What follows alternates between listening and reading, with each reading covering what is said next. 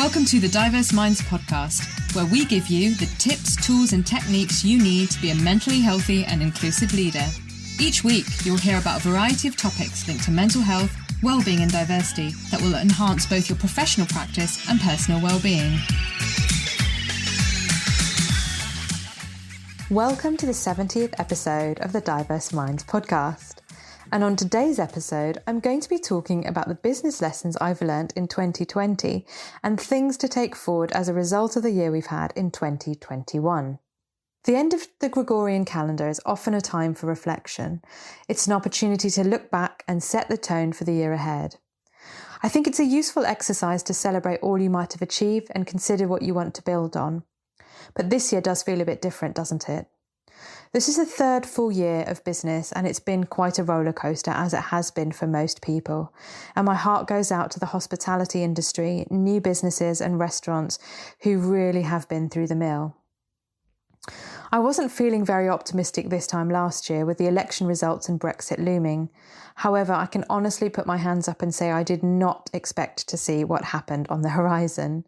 Even though many public health experts had warned in previous years that we would do a global pandemic soon, it was just a matter of time, but I didn't expect it to be 2020. Especially given that it was a new decade, people were very excited, and everything that was kind of ahead of us as a country. Challenging, but also there was optimism had it not been for COVID. I also think there is a lot of pressure to achieve despite hardship and to see everything as an opportunity. Now, I think one of the things that 2020 has taught me is about reframing small things. So, of course, I wouldn't say this to anyone who's suffering, and I'm not saying it as in we must flip very difficult circumstances to be happy and rose-tinted. But for myself, personally, it's about flipping things. I have had more of an opportunity to think about how to reframe and flip things. So I wanted to share with you my learning points to see if any of them resonated with you, as well as give an overview of my journey this year, and to think about, maybe you'd like to also think about what you've done this year, exhale and not feel under pressure to have the best year ever. And when I see diaries with best year ever in 2021, that does send a bit of a shiver down my spine, because I just think we really don't know what's going to happen, and we can be positive and optimistic, but I don't think I'm going to be getting a diary that says 2021 best year ever. I also feel that it's really important to recognise that getting through this year in the best way that you have all done, especially given that many people have lost loved ones, colleagues, friends, and people they know that have positively impacted their lives in some way that they may not have been very close to, but it's still very painful and heartbreaking. I think for me, it has been about being grateful for those tiny things, the sunshine, being able to go for walks, the park, hearing bird song and birds sing that I've taken for granted in the past, and taking it a day at a time. That's been a big achievement and should be a big achievement, and actually is about living in the moment, which is so important that many of us have forgotten in today's hectic Western world. If you'd like to know more about my journey on a monthly basis, you might like to subscribe to my monthly newsletter, and I've included a link in the show notes. And it's packed with updates about inclusion, mental health and well-being. So now an overview of each month. I went back through my diary, and bearing in mind that unlike other years, many months were more empty than they have been previously. And if we start with January 2020, well, it was absolutely off to a full-on start, and I had a jam-packed month delivering the Mentally Healthy Leading Manager workshop for the Science Museum Group and cultural awareness programmes for Swindon Borough Council.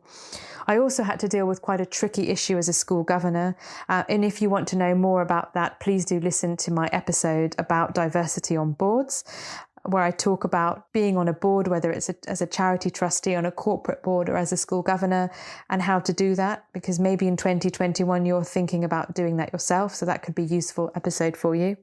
And I was travelling around and it was incredibly busy. And then February, there was also a lot going on, and one of the main things that I did, and I'm so glad we were able to have this meeting face-to-face with Dr. Rochelle Rowe-Wiseman and Natalie Muzinga, was planning for UCL's flagship Global Majority Leadership Programme entitled Emerging Leaders Programme. And I also piloted sessions on inclusive language for the Science Museum Group, talking about language, its impact, and how to improve language so it's more inclusive for all audiences. And then in March, and I don't know what you think, but every year I think March always bursts into action after winter. And this March was no different, even though there was reporting about coronavirus. Of course, it had absolutely come to the UK, discussion about how borders should have been shut and it was too late. I had a number of leadership programs on the go. So a global majority leadership program that I co-facilitate with Janet Morgan. And if you want to know more about Janet Morgan's work, please do listen to the episode about neurodiversity, race and culture. And also a disabled leadership program that I co-facilitate with the wonderful Dr. Ozzie Stewart. I spoke at the Asian Business Chamber of Commerce's annual International Women's Day event, which was wonderful. And I had lots of other exciting projects lined up, which of course all came to an abrupt halt towards the end of March. And I actually haven't been on a train since Tuesday, the 17th of March, St. Patrick's Day, coming back from delivering a session in York. And so overnight, everything was cancelled, which took me into April. So this was the first time since starting my business in October 2017 where I had no delivery. And so I could attend, thinking about reframing and flipping things on its head, I could finally attend sessions for business owners who needed support with coronavirus or with marketing or with pivoting their business that I never normally get the opportunity to do because I'm either delivering or doing client work. I also had time to have some awesome guests on the podcast, so do check out those episodes. I had Omar Salah from the Ramadan Tent Project. Really lucky to have him on the show because he is so busy. And I had a number of other guests and I could dedicate more time and also start to develop my online course, The Mentally Healthy Leading Professional. And you might like to know more about that, so please do check out the link in the show notes. It's the online work-life balance program that you do in your own time for busy people who don't have time. So I've made it really quick, really easy, really accessible. And as a way of supporting people, I launched my free 30-minute calls, my coaching calls, to help people who are struggling with their mental well-being in relation to work. And then I created the work-life balance for busy people. And there were a number of 30-minute calls to help people with their work-life balance challenges for free. So something that I could do that was of service. And then May was much the same. It was very, very quiet, but I had time to create my power hour from being able to attend business sessions and information sessions on how to adapt your business and work on my business behind the scenes, which I very rarely get to do. And it was great to have daily walks in the amazing weather that we had in the UK. And I also joined the Asian Women Mean Business community. And one of the things I found really useful were the sessions on thriving in tough times. In June, UCL's Emerging Leader Programme for Black and Global Majority staff was launched. And of course, we saw this wave of Black Lives Matter with the murder of George Floyd. And many organisations confused and not sure about what to do, contacting me about their race equality plans. And at this point, I was very pleased that I hadn't furloughed myself and that I'd continued working, despite the fact that I had little to no money coming in April and May. In August, we saw South Asian Heritage Month, the first time it was run, and I had a trio of podcasts. So firstly, what is South Asian Heritage Month and how to get involved? The second one around stop stereotyping South Asian women, and the third one with the author Masuda Snaith talking about her writer's journey as a South Asian woman. I had the opportunity to work with a wonderful charity called Overcome that I met at the Asian Business Chamber of Commerce Women's Day event. And the CEO, Victoria Clare, who is phenomenal, we met there, we had a real connection, and I got to work with them. So they are the ovarian cancer charity that support anyone who is experiencing and suffers from ovarian cancer with support for them and their families. And they're an absolutely brilliant team, and I really enjoyed working with them. So if you're listening to this and thinking about charity donations, I would strongly suggest them. I had more time to deliver coaching and had a number of coachees. Then there was September, which for me is a bit like March, and there's a real explosion of activity. And I was delivering about up to 4 sessions a day in relation to race and race equality, which is a real contrast to April and May. And also the conversations about No More SARS started to emerge. So the police brutality in Nigeria, which affected many of my friends and colleagues who identify as being Nigerian or having a connection to Nigeria. Then, of course, there was Black History Month in October, and which I really enjoy, and some brilliant events that happened in the month online. And if you want to know more, one of the first podcasts I did was with the creative artistic director from Serendipity Arts, Paulette Brooks. So do check out her episode. And I actually managed to get out the house and go to an exhibition safely with a mask on at a distance, and that was an absolute joy. I spoke at the APPG, so the All Parliamentary Party Group on Women and Wellbeing during COVID. And if you want to hear what I had to say, please do check out my episode on women, wellbeing and COVID. And I had the opportunity to work with Moonshot CVE, Countering Violent Extremism, to audit their policies and processes and advised on ways in which we can reach underrepresented, or they can reach underrepresented groups. And they are a phenomenal organisation, and I thoroughly enjoyed working with them. Now, if any of you listened to the episode last year, you will have heard about the fact that I won, and I still kind of can't believe it even now, but Asian Business Chamber of Commerce's award for the Outstanding Diversity and Inclusion Business. And this year I was a judge. So last year, something that was really poignant for me winning was my award was handed to me by Nina Wadia, who you might know from Goodness Gracious Me. And she is one of my heroes growing up in the 90s and not having many people that look like me on TV. So this year to be a judge was a real honour, but it was incredibly tough. And one thing I will say is if you absolutely go for awards, but if you do go for them, please answer the forms succinctly and carefully and answer the questions. So one of the things is not that your business isn't good enough or that you're not good enough or you're not innovative. It is actually to do with the way you answer the questions on the form and how you do that. So yes, it took up a lot of time. It was incredibly difficult, but it was really good to work with the other judges. And I also managed to take 4 days off in November, which was great. And I delivered reciprocal mentoring training for Liverpool John Moores University, really great organisation to work with, and their EDI manager, Moni, who I love working with, and that was fantastic. And then December, well, it's been the last push, and I've done a number of facilitated race conversation about race if things have gone awry, for people who have left organisations, but the organisation wants to talk to those people to see how their experience of being a staff member was. And also talks for away days, so all staff away days about resilience and to keep going during lockdowns that go on and off. And I've been very fortunate that I have booked up for January, and I'm now taking bookings for mid-Feb. So just to remember, you don't know how your luck is going to turn around. And I just want to say a huge thank you to everyone who's helped me. So my friends, my colleagues, people on LinkedIn, people that have referred me. I really couldn't have done it without you. Yes, I'm a one-woman show, but of course, you're only as good as the people that you surround yourself with. And I think that really helps me up my level and my standard.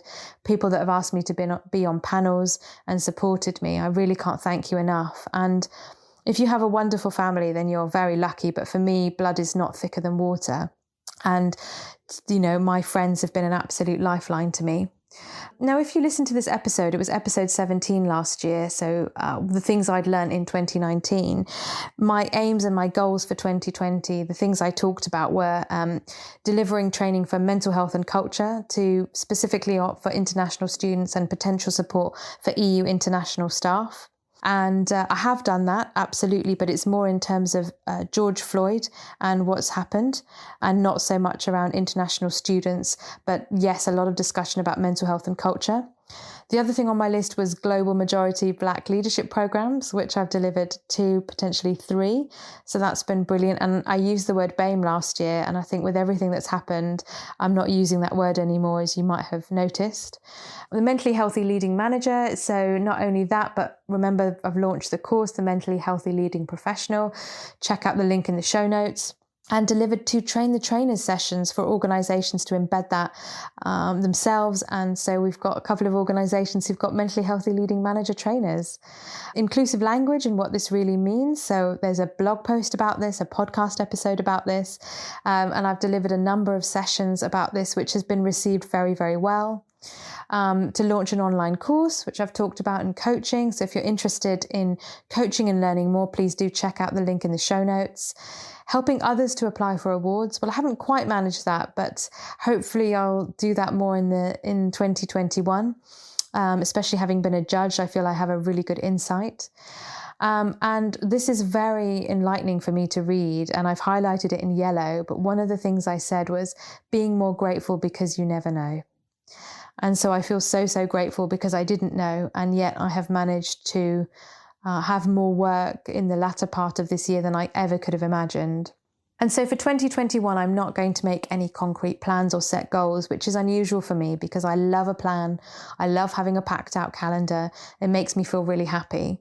And as the one thing I've learned this year is going with the flow is far more helpful than you think. And as an extreme extrovert, I'm amazed at how I've adapted and learned to be more content in my own company and with myself and know my limits, especially when it comes to video call burnout, and really put my foot down about that because it has been exhausting.